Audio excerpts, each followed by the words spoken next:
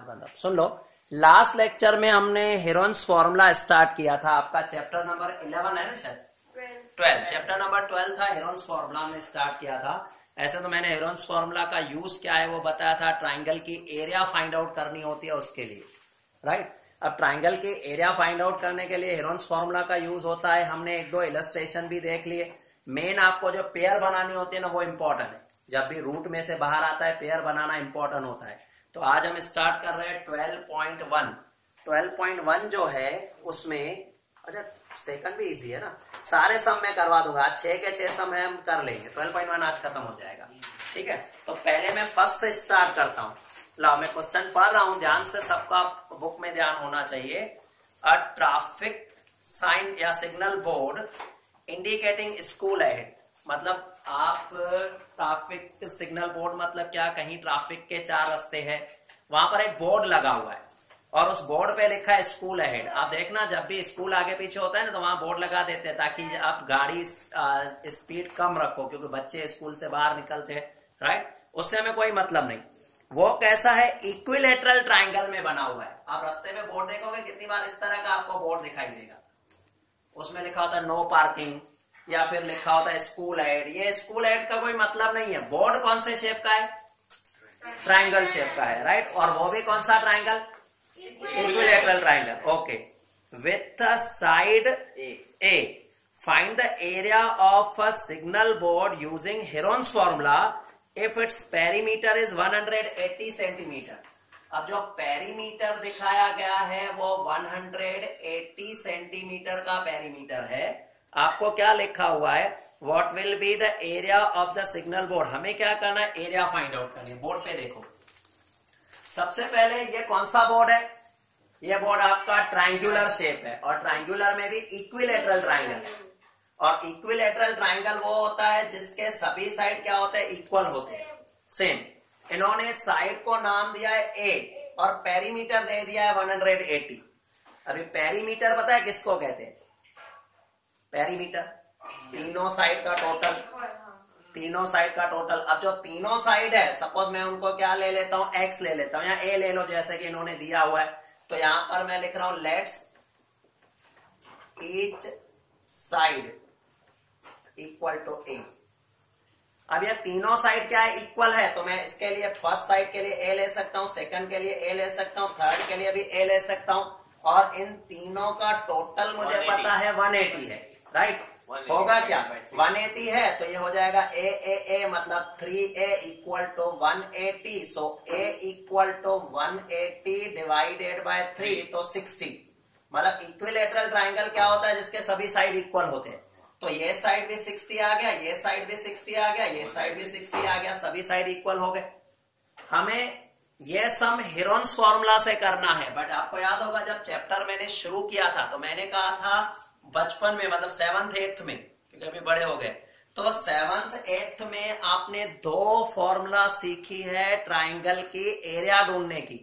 एक right angle triangle की, आपको याद होगा राइट एंगल ट्राइंगल में ये यूज करते हैं, half into base into height भी कहते हैं या एल्टीट्यूड भी कहते हैं। दूसरी मैंने एक फॉर्मूला बताई थी इक्विलेटरल ट्राइंगल की, उसकी ये फॉर्मूला है √3/4 इंटू साइड स्क्वायर। मैं चाहूं तो ये फॉर्मूला भी यूज कर सकता हूं इस सम के लिए, क्योंकि ये भी कौन सा ट्राइंगल है, इक्विलेटरल। बट इन्होंने मुझे क्लियरली मेंशन किया है you have to use Heron's formula. मतलब मैं ये फॉर्मूला ये यूज नहीं कर सकता। ये फॉर्मूला यूज करूं तो शायद कुछ सेकंड्स के अंदर मेरा आंसर आ जाएगा, बट मुझे कहा है नहीं, आप ये फॉर्मूला यूज नहीं करो, आप हेरोन्स फॉर्मूला यूज करो। तो चलो ठीक है, हेरोन्स फॉर्मूला। फिर मैं क्रॉस चेक करने के लिए आपको इससे भी करके दिखाऊंगा। क्रॉस चेक करेंगे भले हम, बट मुझे यूज करनी है हेरोन्स फॉर्मूला। आपको पता है हेरोन्स फॉर्मूला में तीनों साइड के नाम होते हैं, इसको ए कहते हैं, इसको बी और इसको सी। और हेरोन्स फॉर्मूला के लिए सबसे पहले हमें ढूंढना पड़ता है सेमी पेरीमीटर, एस जिसे हम कहते हैं। क्या फॉर्मूला थी सेमी पेरीमीटर की, a plus B plus C divided by 2। याद है मैंने करवाया था। तो a plus B plus C divided by 2, right. तो a plus B plus C, तो a plus B plus C मतलब अगर हम देखें तो 60 60 60 तीनों का है, तो 180 डिवाइडेड बाय 2, तो s की वैल्यू 90 आ गई। इतने नहीं आया, 55 नहीं आ गया। तो अच्छा योग गए, मैं वही सोच रहा हूँ हितेन बैठा हुआ है। चलो 90 आ गया, समझ में आया 90 कैसे आया, मैंने लास्ट वीडियो में भी भेजा था, 90 आया है। अब मुझे क्या ढूंढना है, एरिया ढूंढनी है इक्विलेटरल ट्राइंगल की। तो आपको याद है हीरोइन की फॉर्मूला में ये फॉर्मूला यूज करते थे, एरिया ऑफ ट्राइंगल। क्या फॉर्मूला थी याद है, s minus a s minus b s minus c. ठीक है, फिर देखो एस की वैल्यू आपकी क्या है 90 है, और यहाँ आएगा 90 माइनस 60, 90 माइनस 60, 90 माइनस 60, क्योंकि तीनों साइड कौन सी है, सेम है, 60 है। ये 90 रहेगा, 90 में से 60 माइनस होगा तो उसको 30 बोलते, 20 नहीं बोलते। 90 में से 60 माइनस हुआ 30, 90 में से 60 माइनस हुआ 30। कोई भी डाउट किसी को यहाँ तक, इतना क्लियर है। अब मैंने क्या कहा था, पेयर बनानी होगी।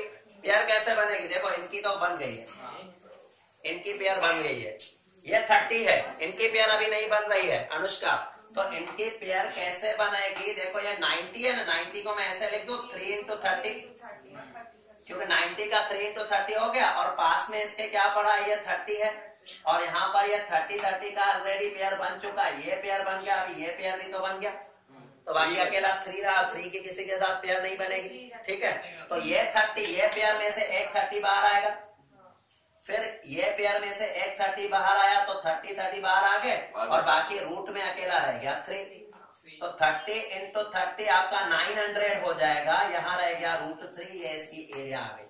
और दूसरी बात बताऊं, ये क्लियर हुआ, 30 को 30 से किया मल्टीप्लाई 900, और 30 को 30 से मल्टीप्लाई किया 900, और √3 as it is.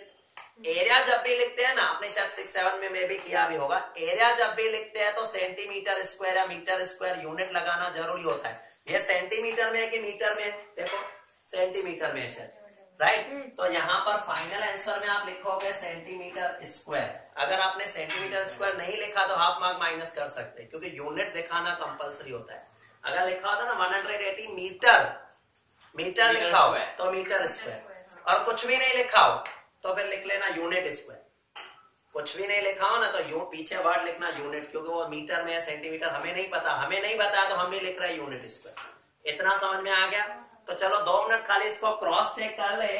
Cross check तभी पॉसिबल है क्योंकि ये इक्विलेटरल ट्राइंगल है, और मैंने क्या कहा था, इक्विलेटरल ट्राइंगल की ये फॉर्मूला भी यूज होती है, √3/4 इंटू साइड स्क्वायर। ठीक है, अभी देखो √3 सेम आंसर आएगा, √3/4 साइड, इसकी किसी भी साइड को लोगे तो वो 60 है, तो यहां मैंने कर दिया 60, बट उसका स्क्वायर करना है। स्क्वायर मतलब 2 बार 60 लिख लो, 60 लिखो तो 2 बार लिख लो। अभी 4 की टेबल लगाओगे 60 को तो 15 टाइम लगेगी। ठीक है, 15 टाइम लगे ना, 4 की टेबल 60 को 15 4 जा 60, 4 की टेबल 15 4 जा 60। अब 15 को 60 से मल्टीप्लाई करके देखो, 0 15 6 जा 90, ये 900 हुआ, और साइड में क्या पड़ा है √3, तो फाइनल आंसर हुआ 900 √3, आ गया 900 √3। इतना मैंने शॉर्ट में किया, जबकि आप इतनी लंबी फॉर्मूला यूज कर रहे थे, बट मैंने आपको बताया ये फॉर्मूला सिर्फ जब इक्विलेटरल ट्राइंगल हो तो ही यूज हो सकती, सभी जगह पे नहीं। और हेरोन्स फॉर्मूला ऐसी फॉर्मूला जो हर जगह यूज हो सकती। क्लियर हुआ, कर लो जल्दी से आप इसको। सर जब रूट है तो उसमें हम सेंटीमीटर स्क्वायर कैसे लिख सकते हैं? अब ध्यान बोर्ड पे हो। सेकंड सम में शुरू करूं उससे पहले मैं आपको कुछ समझा रहा हूं, ध्यान बोर्ड पे होना चाहिए। देखो, अब पहला वर्ड मैं यूज करूंगा फ्लाईओवर। फ्लाईओवर वर्ड पता है किसको कहते हैं? जैसे आप ब्रिज जिसे हम कहते हैं, जैसे अंबे स्कूल पहले जहां पर था तो वहां से ऊपर की तरफ ऐसे ब्रिज बनी थी, LND सर्कल पे बनी हुई है। ब्रिज नहीं कह सकते आप उसको, हम गलत वर्ड यूज करते हैं, ब्रिज रॉन्ग वर्ड है, उसको फ्लाईओवर कहा जाता है। हम कॉमनली सब उसको ब्रिज ही कहते हैं कि ब्रिज से ऊपर। ब्रिज कहाँ यूज होता है सुन लो, अगर आपका एक ये रास्ता है, बीच में खड्डा है जहां जा नहीं सकते हो आप, तो आप ब्रिज बना के वहां जाते हो, तो वो होता है ब्रिज। ब्रिज के नीचे चला नहीं जा सकता है, ब्रिज के नीचे से चला नहीं जा सकता है। ब्रिज के आप विश्वामित्री ब्रिज बनी हुई है, ट्रेन जाती है ना, तो आप देखो नीचे नदी दिखाई देती है, उसको आप ब्रिज यूज कर सकते हो। फ्लाईओवर किसे कहा जाता है? नीचे से रास्ता चालू है, आपके रास्ते को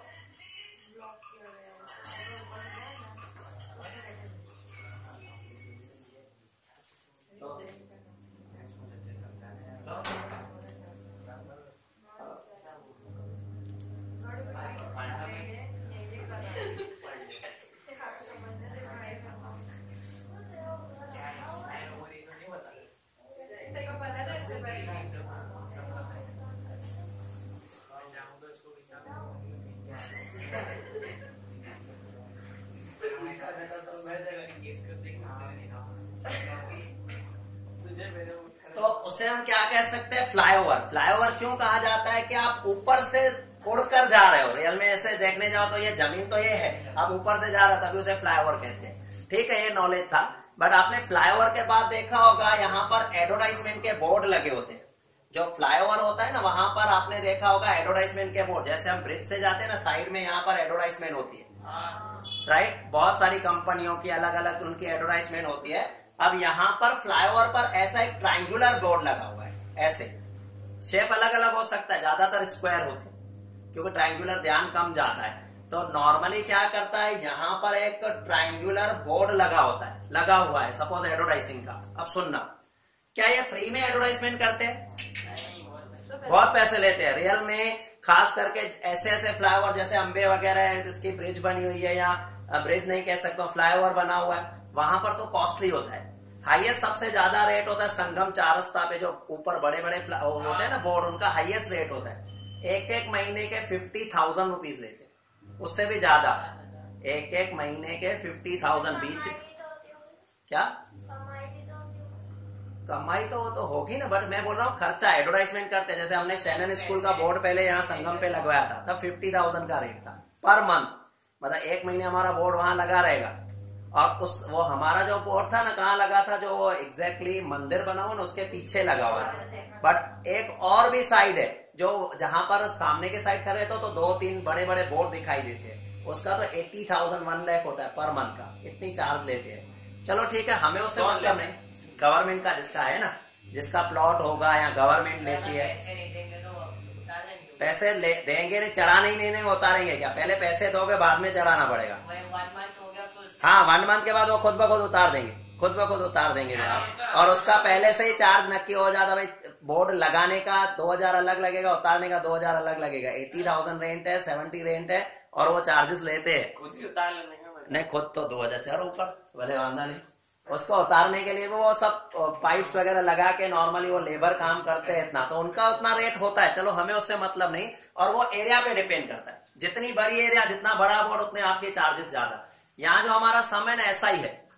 हमारा जो सम है ना, उसका ऐसा ही। हमें पूछा गया है कि 1 साल की चार्जेस बताई गई, 1 साल की, और हमें वो बोर्ड 2 महीनों के लिए लेना है।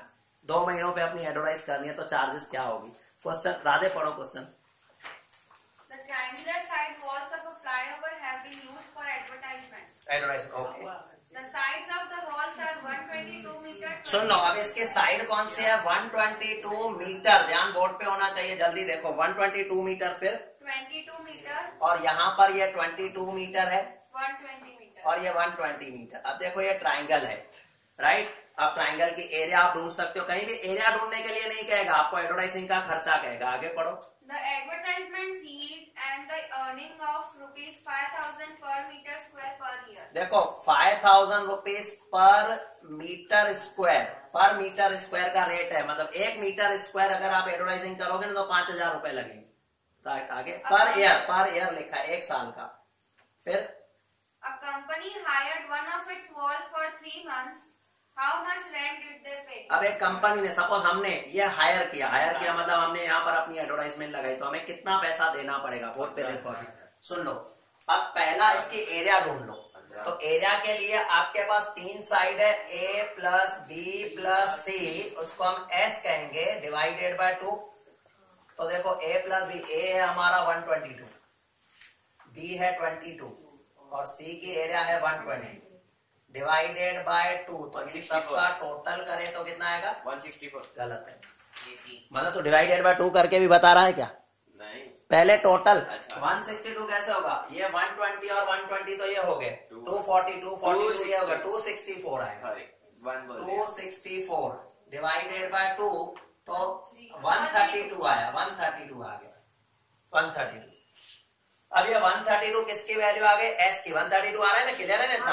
अभी मैं फॉर्मूला नहीं लिख रहा हूं, आपको डायरेक्ट करवा रहा हूं। पहले S है 132, फिर ब्रैकेट में 132 माइनस 122, जो एक साइड है, फिर 132 माइनस 22, और तीसरी साइड है 132 माइनस 120। ठीक है, अब आगे बढ़ते हैं। देखो, 132 ये एज इट इज रहेगा, और ये 132 में से 122 माइनस करो तो 10 रहेगा, और ये 132 में से 22 माइनस करो तो 110, और 132 में से ये 120 माइनस करो तो 12 रहेगा। ठीक है, इतना क्लियर है? पहले ये 132 सेम, ये 130, ये 10 रहा, ये 132 में से खाली 22 है तो इधर आ जाएगा 110 और 12। अब इसको जितना हो सके बाइफरकेट करें, सुनना, टुकड़े बनाए, कुछ भी कंफ्यूजन हो तो मैं बताऊं। क्लियर है? नंबर तो सही है ना?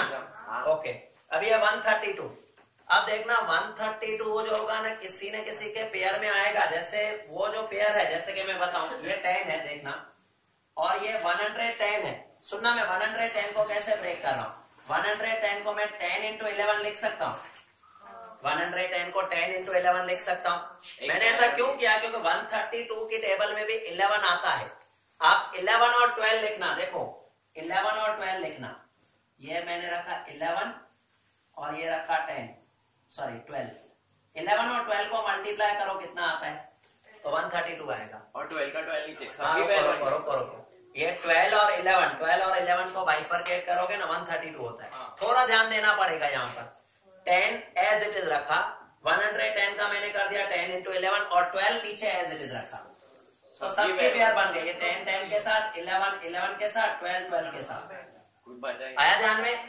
ठीक है, अभी 12 ये बाहर आ गया, 11 भी बाहर आ गया और 10 भी बाहर आ गया। समझ में आया? 12 दो थे तो एक बाहर आया, 11 दो थे तो एक आ गया, 10 दो थे एक आ गया। अब यहाँ पर 12 को 11 से मल्टीप्लाई करूंगा तो 132 into 10, 1320 मीटर स्क्वायर, 1320 मीटर, मतलब ये एरिया मिल गई। अभी हमें क्या करना है? हमें एक्सपेंसेस ढूंढने हैं, कॉस्ट पूछी है।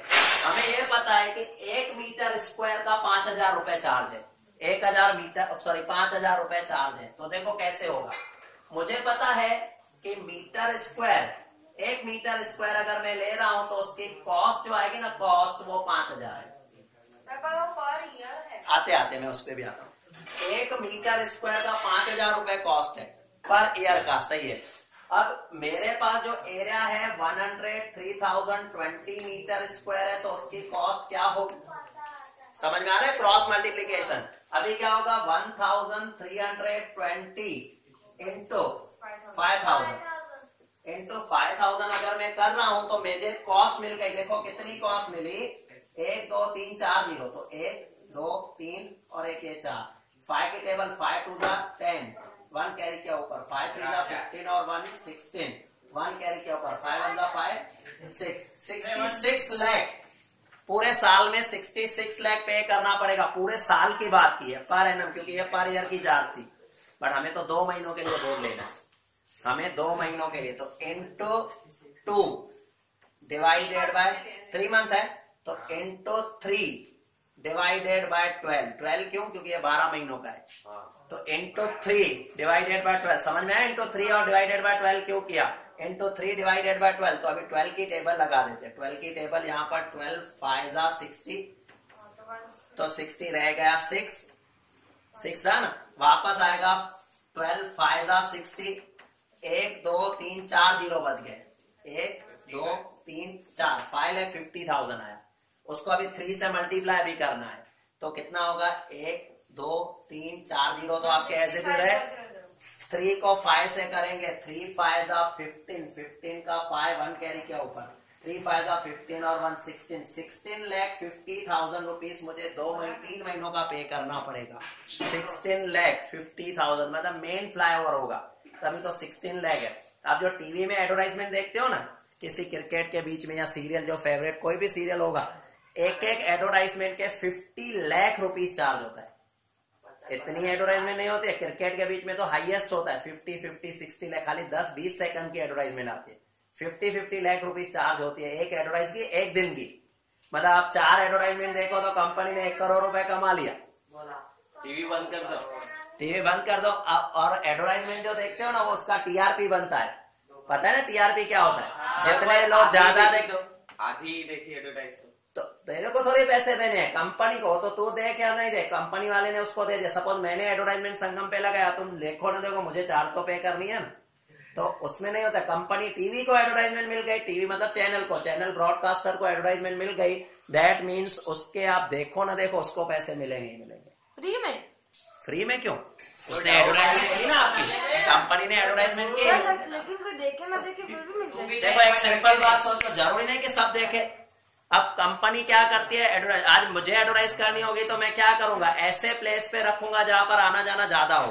एक बिल्कुल जंगल में एडवर्टाइज कर लो फ्री में भी, बोर्ड लगाने के भी पैसे क्यों दूं, राइट। तो ऐसी जगह पर आप एडवर्टाइजमेंट करो जहां पर, तो टीवी में भी वही होता है, वो चैनल वो प्रोग्राम में हाईएस्ट एडवर्टाइजमेंट आती है, अच्छी एडवर्टाइजमेंट आती है, जिसमें ज्यादा लोग व्यूअर होते हैं। डव वाले बहुत अभी है, वो तो बहुत एडवर्टाइजमेंट जाती है, उनको डव हो गया है, बस खाना बहुत खा लिया, डव हो गया।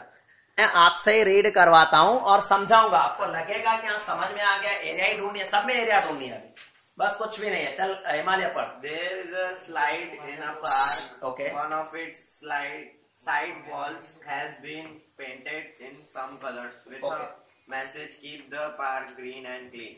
देखो ये ट्रायंगल वाला ही होगा। इसमें क्या है, गार्डन के अंदर हमें एक साइड पर पेंटिंग करनी है और वहां पर मैसेज लिखना है, कीप द गार्डन से और Keep the park green and green. Okay, keep the park green and clean. वो कुछ भी लिखे, हमें मतलब नहीं, हमें एरिया बता देंगे। बताओ। If the sides of the wall are 15 meter, 11 meter and 6 meter, find 15 the metre, 11 metre and 6 metre. Board पे देखना, पहले समझ लो। Find ये the एरिया, ये आपको साइड बता दे।